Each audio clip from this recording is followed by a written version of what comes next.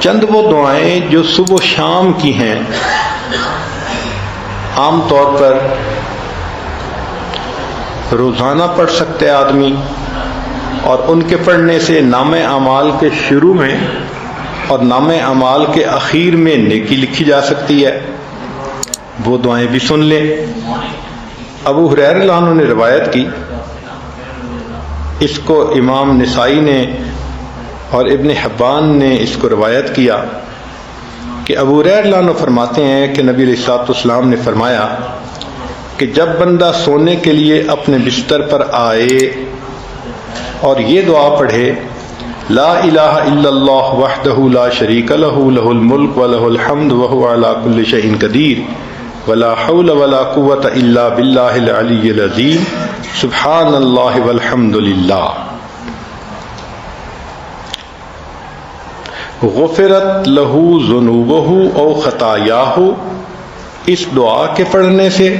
اس بندے کے گناہ اور خطائیں معاف کر دی جاتی ہیں۔ وَإِن كَانَتْ مِثْلَ زَبَدِ الْبَحْرِ، وفی روایہ وَلَوْ كَانَتْ أَكْثَرَ مِنْ زَبَدِ الْبَحْرِ، اگرچہ اس کے گناہ سمندر کی جھاگ کے برابر کیوں نہ ہوں، اور ایک روایت میں ہے کہ سمندر کی جھاگ سے بھی زیادہ ہوں گے، پھر بھی اس کے گناہ معاف کر دیے جائیں گے۔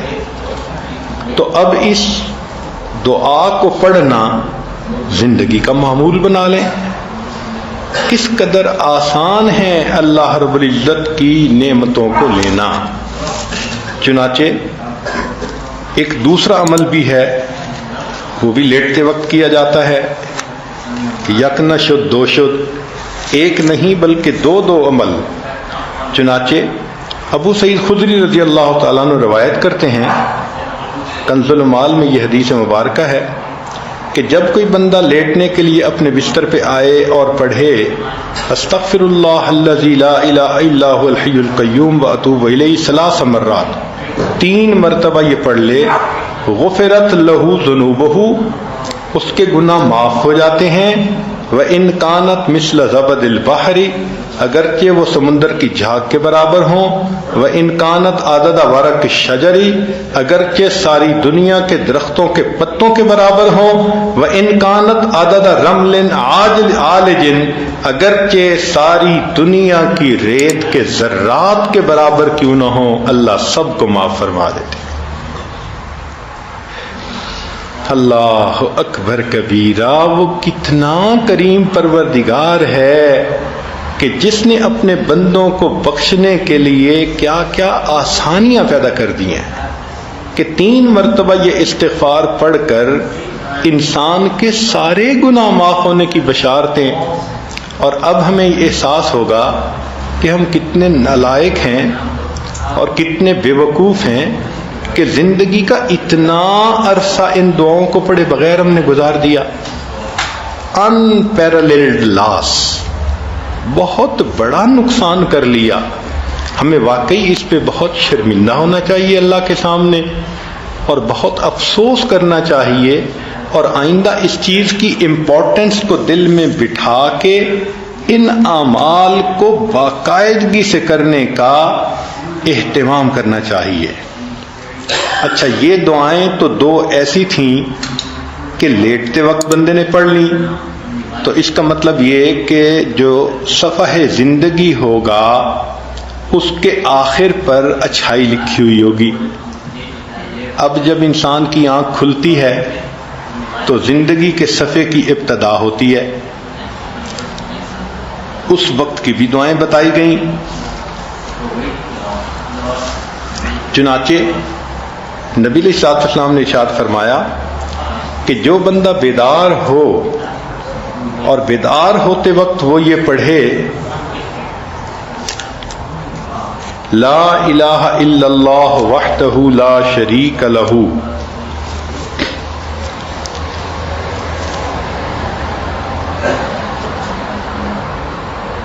لا الہ الا اللہ وحدہ لا شریک لہ لہ الملک ولہ الحمد وہو علی کل شیء قدیر،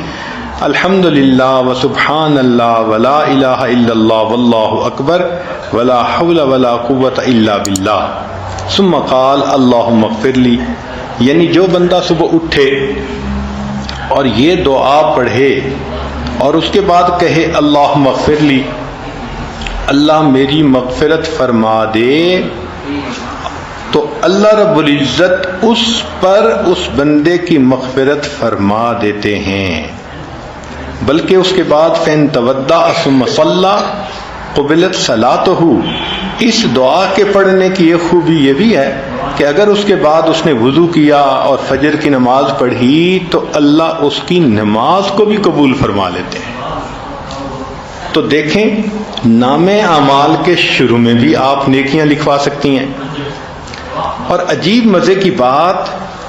کہ درمیان میں بھی، نیند کے درمیان میں جب بندہ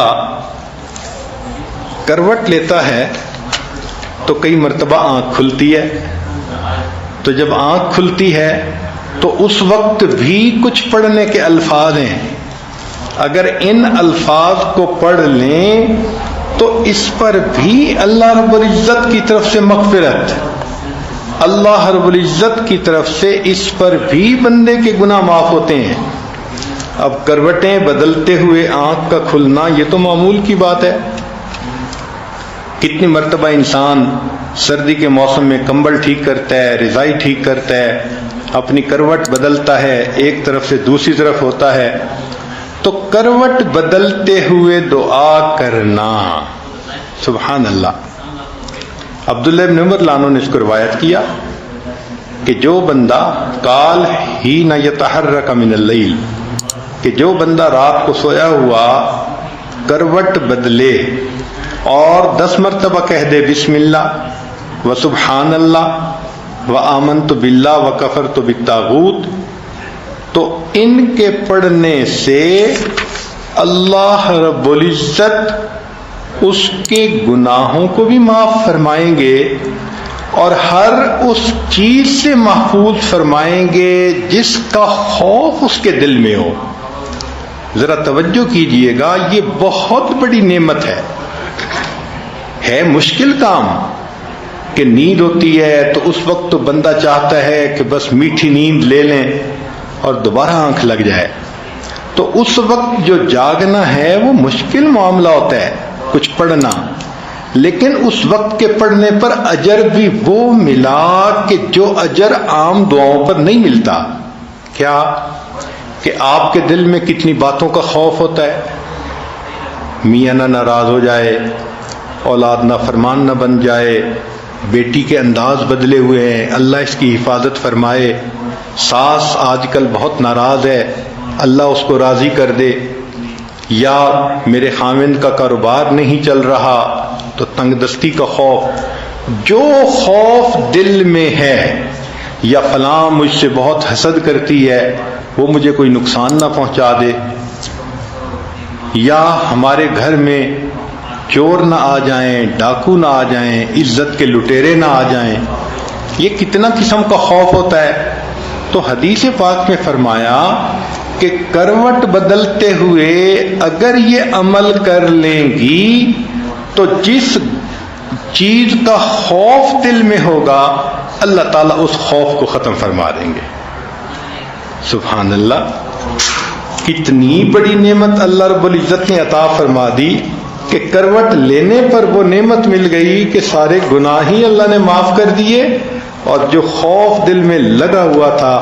اللہ رب العزت نے وہ خوف بھی دل سے نکال دیا۔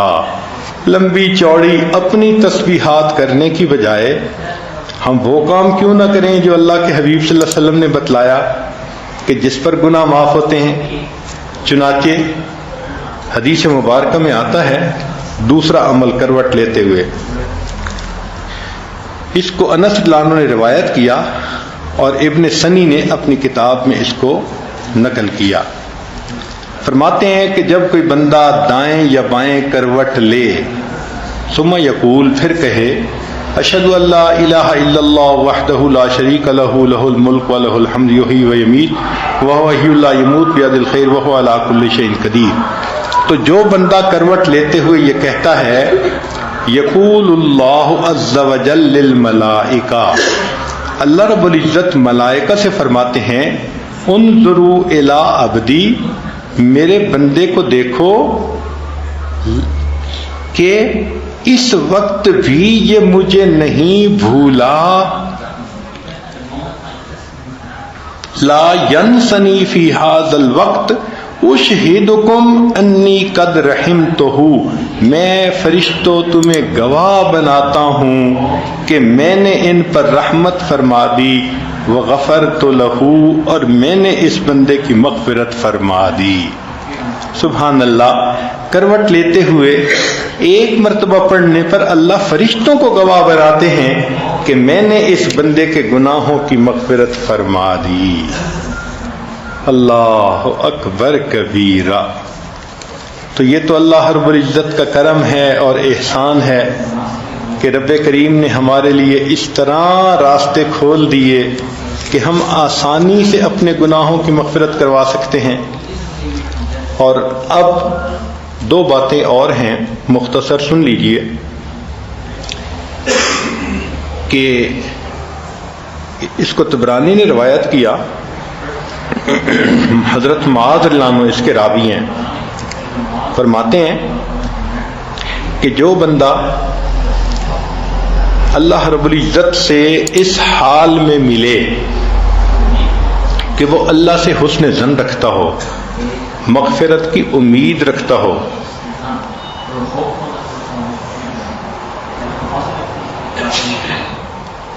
چنانچہ حدیث پاک میں فرمایا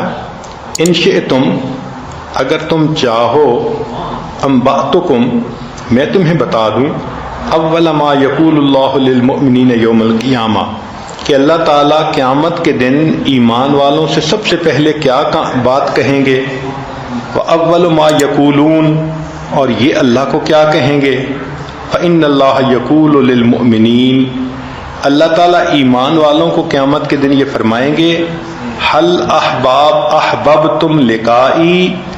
کیا تمہیں مجھ سے ملاقات کرنا پسند تھا، فَيَقُولُونَ، ایمان والے جواب دیں گے، نعم یا ربنا،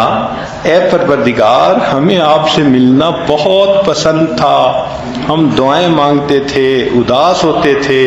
اور آپ کو ملنے کی تمنائیں کیا کرتے تھے۔ فیقول لما،